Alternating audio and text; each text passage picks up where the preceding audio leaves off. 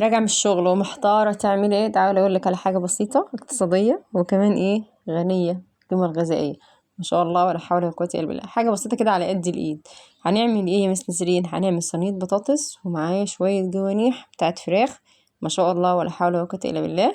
تربية بيتي، تربيتي يعني.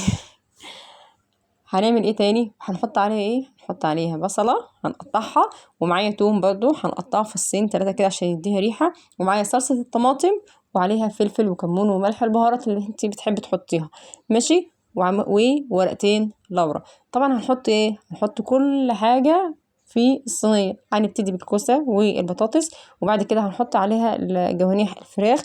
بس محطهاش تحت. ليه محطهاش تحت؟ لان هي ممكن تتهري مني، خصوصا ان هي فراخ بيضة ما بتستحملش او ما بتاخدش طياب كتير.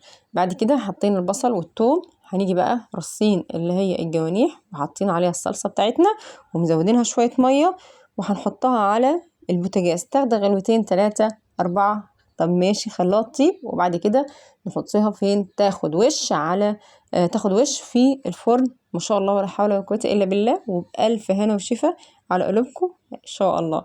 تابعوني باشتراك، يا ريت تعليق، يا ريت مشاركة يا جماعة، ويا ريت نحس بتفاعل كده، وصلي على حبيب الرحمن. إلى اللقاء، أستودعكم الله الذي لا تضيع ودائعه.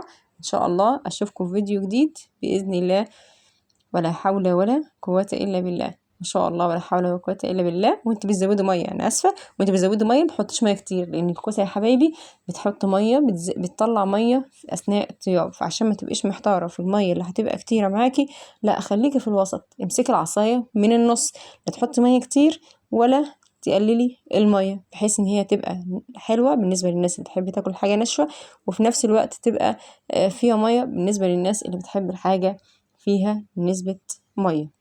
ما شاء الله ولا حول ولا قوة إلا بالله، وبألف هنا وشفا.